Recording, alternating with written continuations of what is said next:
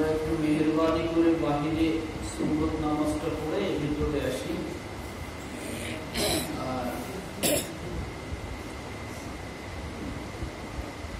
আসসালামু আলাইকুম ওয়া রাহমাতুল্লাহ।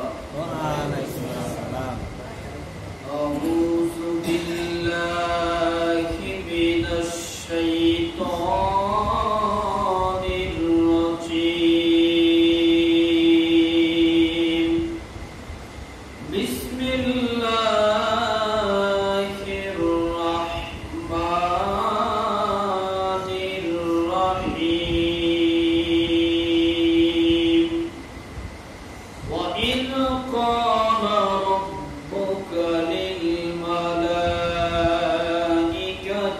ইন্নী জাইলুন ফিল আরদি খলিফা। সাদাকাল্লাহুল আযীম ওয়া সাদাকান নাবিয়ুল কারীম ওয়া নাহনু আলা যালিকা মিনাশ শাহিদিন ওয়াশ শাকিরিন। সম্মানিত মুসল্লিয়ান মসজিদ বৃন্দ, আল্লাহ পাকের দরবারে আমরা শুকরিয়া জ্ঞাপন করছি যে আরবি মাসের মধ্যে নবম মাস হচ্ছে রমাদান মাস। সিরিয়াল অনুসারে মহরম 1 এরকম ভাবে যদি আমরা গণনা করি, যেমন জানুয়ারি 1 ইংরেজিতে, অনুরূপ ভাবে রমজান হচ্ছে নবম মাস। তো আমরা নবম মাস শেষ করে কততম মাসে ঢুকে গেছি? দশম মাসে, অর্থাৎ শাওয়াল মাস হচ্ছে দশম মাস সিরিয়াল অনুযায়ী। আজকে প্রথম জুমা। আল্লাহ রাব্বুল আলামিন আমাদেরকে এই দশম মাসে এবং শাওয়াল মাসের প্রথম জুমায় পার্টিসিপেট করার, অংশগ্রহণ করার মতো তৌফিক দান করেছেন। এজন্য আল্লাহ পাকের দরবারে শুকরিয়া করি, আলহামদুলিল্লাহ। আলহামদুলিল্লাহ। আল্লাহ পাক রব্বুল আলামিন যার কল্যাণ চান, যাকে ভালোবাসেন, আল্লাহ তাআলা তাকে ইলম দান করেন। সুবহানাল্লাহ। কি দান করেন? ইলম দান। ইলম মানে হচ্ছে জ্ঞান। আল্লাহ পাক তাকে জ্ঞান দান করেন। তো মসজিদে আসলে উপকারী ইলম পাওয়া যায়। মসজিদে আসলে বিশেষ করে আরো অন্যান্য জায়গায়ও ইলম অর্জন হয়, কিন্তু মসজিদে আসলে উপকারী ইলম পাওয়া যায়। কেমন উপকারী? যেটা আপনাদের দুনিয়া এবং আখিরাত দুই দিক থেকে কল্যাণ হয়ে যাবে। বলেন সুবহানাল্লাহ। 19 পারা সূরার নাম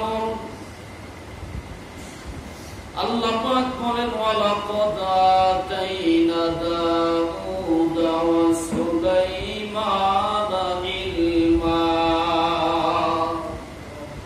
হযরত দাউদ এবং সুলাইমান বলছেন, ওয়ালাকাদ আতাইনা দাউদা ওয়া সুলাইমানা ইলমা।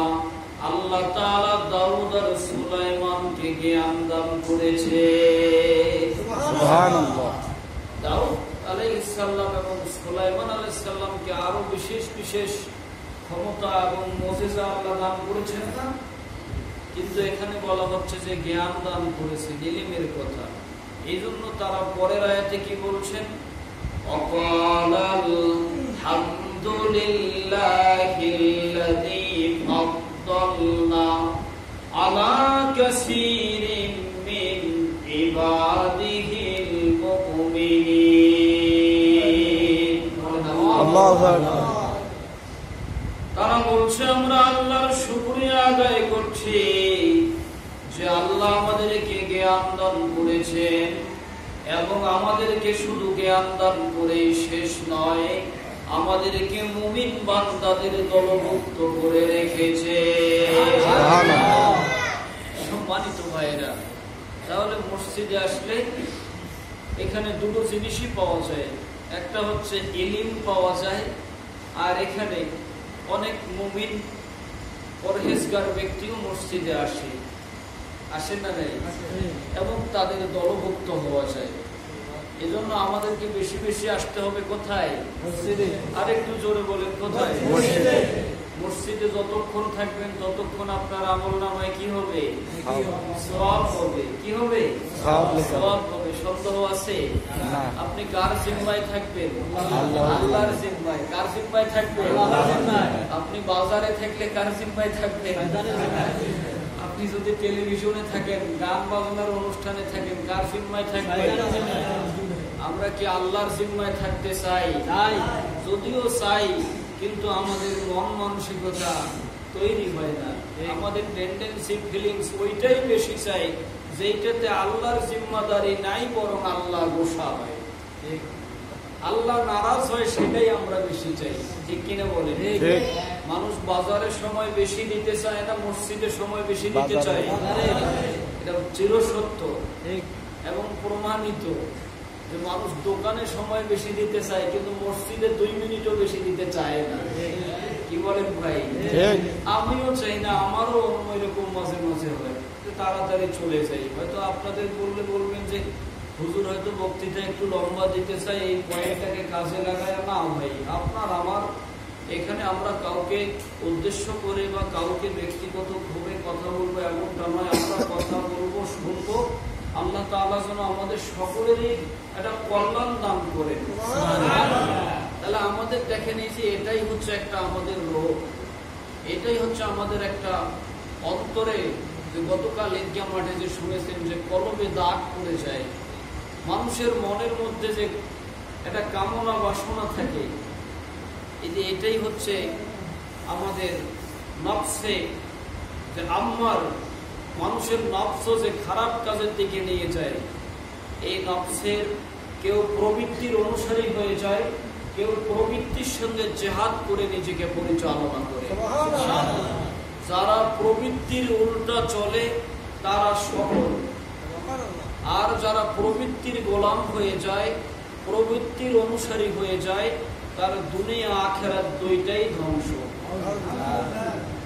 প্রবৃত্তি বুঝতে পেরেছেন তো? প্রবৃত্তি হচ্ছে যে আপনার মন চাচ্ছে যে না, এশার নামাজ তো পড়ছি, ফজরে একটু ঘুমতে বেশি চলে আসছে, জোহরে পড়বো, ফজর আর আজকে পড়বো না। এটাই হচ্ছে আপনার প্রবৃত্তির চেয়ে কামনা। আপনি যদি এখন বলেন যে না, আমাকে এটাই লেগছে, আমি না উঠি, তাহলে আপনি প্রবৃত্তির অনুসারী হয়ে গেলেন, তাহলে আপনি তার কাছে হেরে গেলেন। আর যদি আপনি বলেন আমাকে যতই খারাপ লাগুক, যত ঠান্ডা লাগুক, আমার যতই কষ্ট হোক না কেন, আমি ফজরের নামাজ ছেড়ে দেব না, এই রকমের জেদ নিয়ে প্রবৃত্তির বিরুদ্ধে জেদ করে উল্টা দিকে যারা চলবে, তারাই হয়ে যাবে সফল। কারণ মানুষের সকল কামনা বাসনা দুদিক থেকে হয়, একটা প্রবৃত্তি আর একটা হচ্ছে যে ঈমান, আল্লাহর আইনের অনুযায়ী। যে আমার মন চাইলেও যদি আল্লাহর হুকুম এটাতে নিষেধ হয়, আর মন যদি আমার এই কাজটা করতে চায়, তারপরেও আমি করতে পারিব না। সম্মানিত ভাইরা আমার, আমরা দীর্ঘ একটি মাস সিয়াম সাধনা করেছি, ঠিক কিনা বলেন? শাওয়াল মাসের প্রথম দিন আমাদের জন্য কি আনন্দের না কষ্টের? আনন্দের। যেই মাত্র রমজান মাস শেষ হয়ে শাওয়াল মাসের প্রথম দিনে পশ্চিম আকাশে এক ফালি কাটা চাঁদ ভেসে উঠে, সারা পৃথিবীর সকল মুসলমানদের মধ্যে আনন্দের ঢেউ বয়ে যায়। ঈদের আনন্দ। কিসের আনন্দ? ঈদের আনন্দ। তাহলে শাওয়াল মাসের প্রথম দিনে একটা ঈদের আনন্দ আমরা উপভোগ করি। তবে এই আনন্দটা হচ্ছে তাদের জন্য, এই কারণে আনন্দ যে সারা বছরের মধ্যে শ্রেষ্ঠ মাস হচ্ছে রমজান মাস। এই মাস গুনাহ মাফ করার মাস। যাদের রোজা কবুল হয়েছে, দান সদকা ইত্যাদি সবকিছু আমল যাদের আল্লাহর কাছে কবুল হয়েছে, তাদের জন্য আনন্দের বার্তা নিয়ে চলে এসেছে শাওয়াল মাস। আর যাদের রোজা কবুল হয় নাই, বা যারা রোজা নিয়ম মতো রোজা রেখেছেন কিন্তু নিয়ম অনুযায়ী যেভাবে থাকার কথা ছিল আপনি মিথ্যা বাদ দিতে পারেন নাই, রোজার থেকে কোনো কিছুই শিক্ষা আপনি নিতে পারলেন না, তাদের জন্য এই মাস আনন্দের নয়। সম্মানিত ভাইয়েরা, এই মাসে 6টি রোজা রয়েছে, আমরা জানি তো ইনশাআল্লাহ 6টি রোজা আছে, 6টি রোজা আছে। এই 6টি রোজার ব্যাপারে অনেক সওয়াব আছে, হাদিসে বর্ণিত আছে। আমরা এই 6টি রোজা দেওয়ারও চেষ্টা করবো ইনশাআল্লাহ। আর রমজানের এই শিক্ষাটা আমাদেরকে কাজে লাগাতে হবে। আমাদের এখনকার যে উপস্থিতি, আজকে জুমার দিন, আজকে কিসের দিন? জুমার দিন। তো মাগরিবের নামাজে যত লোক হয়, এখন পর্যন্ত জুমার নামাজ যতগুলো লোক হয়, এই যে আমরা বুঝতে পারি না কোনটার গুরুত্ব বেশি আর কোনটার গুরুত্ব কম, আমরা এই জিনিসটা বুঝতে পারি না। এই জন্য আমাদের একটু এলেমের দরকার আছে, একটু জ্ঞানের দরকার আছে। এটা আপনাকে কি করতে হবে, যে আপনি একটু মসজিদে অন্তত শুক্রবার নিয়মিত যদি আপনারা আসেন, আজান হোক বা না হোক আপনারা আগে চলে আসেন, তাহলে একটা বিষয় ভিত্তিক এই বিষয়ের উপরে আপনাদের সামনে যদি খুতবা দেওয়া হয়, তাহলে দেখা যাবে এটাতে আমরা অনেকটা উপকৃত হব। ঠিক। আর যদি আমরা সবসময় অধৈর্য হয়ে চলে যাই, তাহলে দেখা যাবে আমাদের সময়ও যাবে, আমাদের কাজগুলো আমাদের সফলতার দিকে নিয়ে যেতে পারবে না। এজন্য চাই আমাদের ধৈর্য, মনোযোগ এবং আমাদেরকে একটু ব্যয় করতে হবে সময়। সম্মানিত ভাইয়েরা, আমরা তো এই যে রমজান মাস গেছি, কোরআন শরীফ কে কত পৃষ্ঠা তেলাওয়াত করেছি, কতটুকু চেষ্টা করেছি কোরআন বুঝার এবং আমল করার। এখন আমাদের একজন মানুষের মৌলিক যে বিষয়গুলো আছে, এই বিষয়গুলো কিন্তু কম বেশি সকলেই জানি। মানুষ হিসেবে অন্ন, বস্ত্র, চিকিৎসা, বাসস্থান, একজন মানুষ হিসেবে বসবাস করতে গেলে এই জিনিসগুলোর দরকার আছে না নাই? আছে। এগুলো সবাই জানে যে বসবাস করতে গেলে একটা বাড়ির প্রয়োজন আছে, কিছু খাবার দাবারের প্রয়োজন আছে, বস্ত্র লাগবে মানুষ হিসেবে সমাজে বসবাস করতে গেলে। তাহলে একজন মুসলমান হিসেবে যদি আমরা এই পৃথিবীতে বাঁচতে চাই, একজন মুসলমান হিসেবে নিজেকে যদি আমরা এস্টাবলিশ করতে চাই, আমার আইডেন্টি যদি হয় আমি একজন মুসলমান, আমার যদি পরিচয় হয় আমি একজন মুসলমান, তাহলে মুসলমানের মৌলিক কিছু বিষয় আছে, এগুলো আমাদেরকে জানতে হবে কি হবে না? তাহলে আমরা যদি সারা জীবন ব্যস্ততায় গা ভাসিয়ে দেই, তাহলে আমাদের সফলতা আসবে? সম্মানিত ভাইয়েরা, সফলতা আসবে? আল্লাহ পাক রব্বুল আলামিন পবিত্র কোরআনুল কারিমে বলছেন, ওয়াইজ ক্বালা রাব্বুকা লিল মালাইকাতি ইন্নী জাইলুন ফিল আরদি খলিফা। ওয়াইজ, যখন, স্মরণ করো যখন, রব্বুকা, আল্লাহ তাআলা বললেন ফেরেশতাদেরকে, কারকে? ফেরেশতাদেরকে, লিল মালাইকা, যা মালাইকা ফেরেশতাদের কাছে বললেন, ইন্নী জাইলুন ফিল আরদি খলিফা, আমি আমার খলিফা সৃষ্টি করতে চাই। সুবহানাল্লাহ, বলেন না সুবহানাল্লাহ। কি সৃষ্টি করতে চাই? খলিফা মানে মানুষ, প্রতিনিধি, রিপ্রেজেন্টেটিভ। আল্লাহ বললেন, I make representative in the world, যে এই পৃথিবীতে আমি আমার প্রতিনিধি সৃষ্টি করতে চাই। তো প্রতিনিধির আমরা তাহলে কার প্রতিনিধি? আল্লাহর প্রতিনিধি। তাহলে সকল সৃষ্টিকে, এই যে মানুষ হিসেবে সকল মানুষকে আল্লাহ তাআলা কি বলেছেন? প্রতিনিধি, খলিফা। কি বলেছেন কোরআনের ভাষায়? খলিফা। কখনো মানুষ সৃষ্টি হয় নাই, কোন মানুষ পৃথিবীতে ছিল না, শুধু মানুষ সৃষ্টি করবেন। আল্লাহ তাআলা ফেরেশতাদের সাথে মত বিনিময় করতে যেয়ে বললেন যে আমি এই পৃথিবীতে খলিফা সৃষ্টি করতে চাই। তাহলে আল্লাহ তাআলা আমাদেরকে কি বলেছেন? আর একটু জোরে বলেন, কি বলেছেন? আমরা কার খলিফা? আল্লাহর খলিফা। খলিফা মানে প্রতিনিধি, খলিফা মানে প্রতিনিধি। বিভিন্ন দলের প্রতিনিধি থাকে কি থাকে না? এক এক দলের এক এক প্রতিনিধি থাকে, যে দলের প্রতিনিধি তার কাজ সেই রকমের থাকে। তাহলে আমরা যদি আল্লাহর প্রতিনিধি হয়ে থাকি, তাহলে আমাদের জন্য আল্লাহ তাআলা কিছু কাজ দিয়েছে কি দেয় নাই? প্রতিনিধির কাজ কি আমরা আল্লাহকে জিজ্ঞেস করি? আল্লাহ পাক আরেক জায়গায় বলেন, ওয়ামা খালাকতুল জিন্না ওয়াল ইনসা ইল্লা লিয়াবুদুন। আল্লাহু আকবার। জোরে বলেন আল্লাহু আকবার। আল্লাহু আকবার। আল্লাহ পাক বলেন ওয়ামা খালাকতুল জিন্না ওয়াল ইনসা ইল্লা লিয়াবুদুন। আমার প্রতিনিধি যারা জিন এবং ইনসান, এদের কাজ হচ্ছে একটা, সেই কাজটা হচ্ছে তারা আল্লাহর ইবাদত করবে। কার ইবাদত করতে হবে? বলেন আমরা ইবাদত করব কার? আল্লাহর ইবাদত করতে হবে। আল্লাহ আমাদেরকে সৃষ্টি করেছে প্রতিনিধি, যারা আল্লাহর প্রতিনিধি তাদের কাজ হচ্ছে ইল্লা লিয়াবুদুন, অর্থাৎ আল্লাহ ব্যতীত আর কারো ইবাদত করবে না। বলেন সুবহানাল্লাহ। তাহলে ইবাদত মানে কি? আমরা মনে করি নামাজ। এই যে আমাদের মধ্যে কিছু কনসেপ্ট ধারণা আছে যে ধর্ম সম্পর্কে, যে ধর্ম মনে হয় শুধু নামাজ পড়া, বছরে 2-1 দিন ঈদগাহে যাওয়া, রোজা রাখা, টুপি মাথায় দেওয়া, দাড়ি রাখা। কিছু হুজুর মানুষ খারাপ কাজে যাইতে পারবে না, ধর্ম মনে হয় এটাকে বলে। আমি যোদ্ধা খাইতে পারবো কিন্তু হুজুর যোদ্ধা খাইতে পারবে না, আমার জন্য সব চলবে, হুজুরের জন্য চলবে না। ধর্ম মানে এই ধরনের কিছু কনসেপ্ট আমাদের মধ্যে আছে। নামাজ কালাম করবো, কোরআন তেলাওয়াত করবো, ঘরে রেখে দেব। আসলে আল্লাহর ইবাদত বলতে একজন মুসলমানের জন্য আল্লাহর সকল হুকুম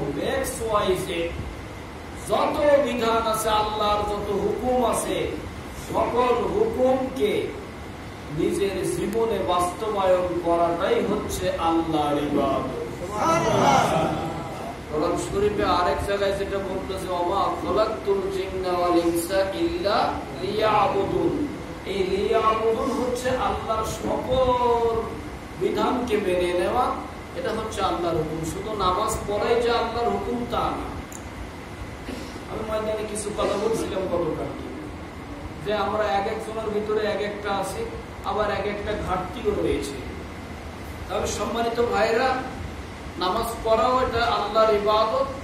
এবং আপনি ব্যবসা করেন, আপনি ওজনে মানুষকে দেওয়ার বেলা যদি আপনি সঠিক দেন, 1000 গ্রামে 1 কেজি, আপনি যদি 1000 গ্রামেই দেন, তাহলে আপনার আমল নামায় সওয়াব হচ্ছে, আপনি আল্লাহর ইবাদত করছেন। আপনি যদি নেওয়ার বেলাও আপনি যদি সেটা ওইটাই নেন, কিন্তু আমাদের অনেকে আছে নেওয়ার বেলা 8 পাল্লায় 10 পাল্লায় মন দেয়, ঠিক কিনা? আবার দেওয়ার বেলা 7 পাল্লায় মন দেয়। মানুষকে যখন দেয় অর্থাৎ মনে 5 কেজি নেয়, আবার নেওয়ার বেলা 5 কেজি বেশি দেয়। আপনি যদি সেখানে সঠিকভাবে দেন এবং নেন, তাহলে আপনি ওটাও আল্লাহর ইবাদত করছেন। আপনি যে স্তরে থাকেন না কেন, আপনি শিক্ষকতা করেন, এই শিক্ষকতা আপনার দায়িত্ব। আপনি আপনার দায়িত্বটা যখন ঠিক মতো পালন করবেন, তখন আপনি সেখানে আল্লাহ ওমা খালাকতুল জিন্না ওয়াল ইনসা ইল্লা লিয়াবুদুন, এই আপনি ইবাদত সেখানেও করছেন। সুবহানাল্লাহ। আপনি একজন সচেতন মানুষ, রাস্তা দিয়ে হেঁটে যাচ্ছেন, কে বা কাহারা কলা খেয়ে এই কলা ছালটা রাস্তায় ফেলে দিয়েছে। আপনি যদি মনে করেন যে না, এই কলা ছালটা এখানে থাকলে কোনো মানুষ হয়তো স্লিপ করবে, পড়ে যাবে, দুর্ঘটনা হবে, আমি এটা সরাই দেই, আপনি আল্লাহর ইবাদত করলেন।